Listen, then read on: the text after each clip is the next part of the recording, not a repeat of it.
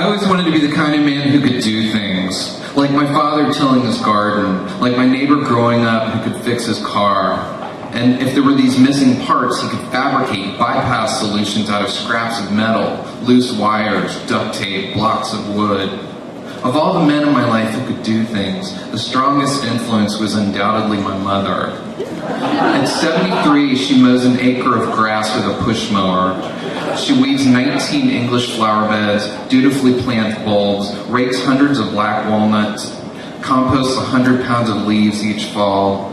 She rises early for all this, 5:15. I'll call her at noon her time and say, "Hey Mom, what are you doing?" And she'll say, "I cleaned all the gutters and remortared the brick wall because the garbage truck backed into it, and then the lawnmower broke, and I took it out to Turpin's to get it fixed, and they wanted to charge me $35 to change out the spark plugs, and I'm not paying that. So what did you do?"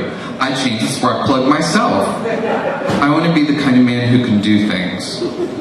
Right after the renovation started, I met a man named Bubba, an Alabama charmer. He was drunk when I met him, crying about his mother. All Southern men will cry about their mother in any given evening. Before leaving the house at midnight, I had completely destroyed the kitchen. Carefully at first, then with a hammer, and then a crowbar. There were parts of the floor I could put my fist through. That's how much the wood beetles had gotten in there. Bubba came home with me from the bar and walked through that kitchen, and he said, "I ought to bring my carpentry tools over here." Which is like telling a diabetic person that you have a roll of Starbursts when you don't. Over time, I realized he was not a man who could do things. I guess there were things he could do. Carpentry just wasn't one of them. A week ago, I trapped a raccoon. I drove it 10 miles away across the river and released it. This raccoon and a number of its friends and family had taken up residence in the crawl space under the house. I would wait for them to leave, then board it up with 2x4s so they couldn't get back in. On the deck, they would walk toward me, growling. Raccoons are amazing that way. This raccoon got in one night when I left the door to the laundry room open. When I put the floor in, I did a shitty job patching the holes in the corner that go into the crawl space. I just put boards down and stuffed wire screen into the corner. It was the end of a day where I'd emptied a room, cleaned the cement, installed the washer and dryer, cut the flooring, and then put everything back. I should have paid more attention to the crawl space access, but I didn't. And she zipped right down to the place where she was born. Raccoons are like salmon, biologically programmed to return to their birthplace in order to have children. The mother would go out at night to forage for food, and I would wait her out and then board the house up tighter. She was chewing through panels, ripping plywood out in places where it had been drilled into soft posts. Stuff that would be challenging for most humans without the benefit of tools. I borrowed a trap from my friends Keith and Jim. They are always trapping raccoons and feral cats, taking the cats to the Humane Society to get fixed, or driving the raccoons out into the country. They live on a steep hillside that gives me vertigo just to think about.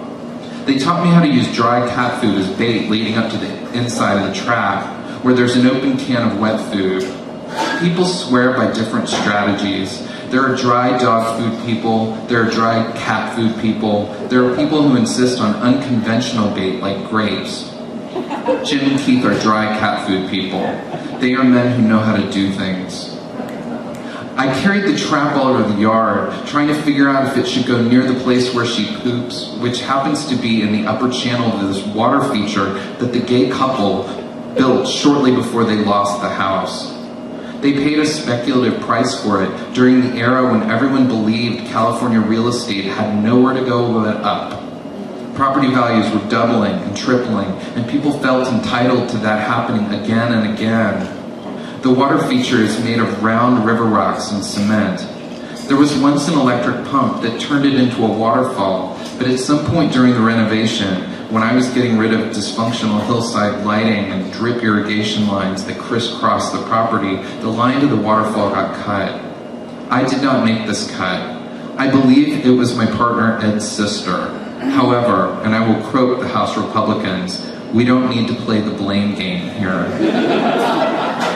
The top two areas of the water feature are full of raccoon shit. They scoop out mosquito fish in the little pond like it's a sushi bar. Then they ascend for their dump. I feel like they might as well smoke a Winston Light while they're at it. I didn't set the trap there. I set the trap near the place where she enters the house. It's also a spot where I can shine a flashlight and see if anything's in the trap. That night at 4 a.m. I inadvertently caught a neighborhood kitty.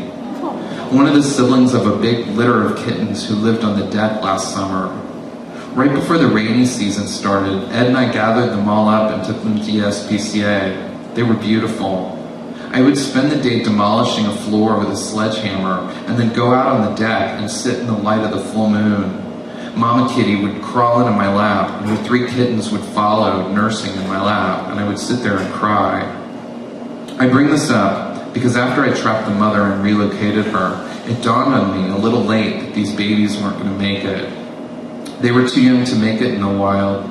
Male raccoons would kill them, not wanting competition.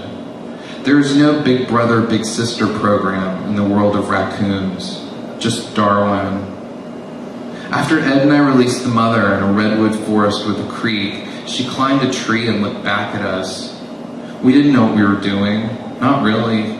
We wanted to be men who knew how to do things, and we were slowly gathering the information from friends, from books, from strangers in hardware stores, from Wikipedia. Ed and I went to Pat's that morning, a downtown Guerneville divey diner. I ate biscuits and gravy, and Ed had an omelet. I am against omelets. I don't like eggs to taste like I'm chewing through pig skin. Eggs should be in small pieces, and someone else should cut them up. We sat with different sections of the Santa Rosa newspaper. Shitty, except that they are always eye-popping articles about life in the country. Someone arrested for taking a 2 a.m. joyride on a 3-wheeler through the Great Plains of a vineyard. The discovery of a meth lab less than a mile from an elementary school. It has been 2 weeks since I stole the mother from the 4 baby raccoons living under the house. I know there are 4 because I hear them screeching. I opened up the crawl space to coax them out. I didn't know they still had their eyes closed. I should have just grabbed them, each one of them, and put them in a box and taken them to wildlife rescue, where they would have been rehabilitated and sent back into the wild, but I choked. They're wild animals. I was too nervous to do what I should have done. I want to be a man who knows how to save baby raccoons, and I wasn't yet. The next day I spent an hour listening to them chirp and shinny and wee. They make about 5 distinct sounds. I set the trap under the house where they'd been. I put a bowl of water inside it and closed the door. I sat outside and made noises similar to the ones I'd heard them making. I heard one coming. I made my sounds louder and then slowly opened the door. It was in the trap. Its eyes were crusted over because its mother hadn't been there to help open them. The baby was about 8 inches long, the size of a kitten. It was sitting near the middle of the trap, but was too small to trigger it. I pulled the lever and trapped it, then filled the bottom of a plastic tub with mulch. I set the baby into it with water and some dry food. It didn't eat any of the food, but it did splash around some in the water. I drove the baby to Petaluma, to wildlife rescue. On the phone, the woman scolded me for relocating the mother. She told me this practice was illegal in California, that I should have waited for her to raise the pups so they were old enough to make it in the outside. I told her I had thousands of dollars of newly installed furnace ductwork, and that raccoons were known to rip through these ducts and crawl into them seeking heat. She scolded me more, and I said, I'm doing my best. Over the next few days, I tried to find the others. I called to them and listened for them in many parts of the crawl space. I knew I should crawl on my stomach through the darkness of the crawl space and gather their bodies before they decomposed and drew maggots. I want to be the kind of man who does that. I want no fear at all. Instead, I opened the doors to the underside of the house. I lit a tea light candle and burned peppermint oil in a copper burner, in part to ritualize the deaths, in part to cover the coming stench of death.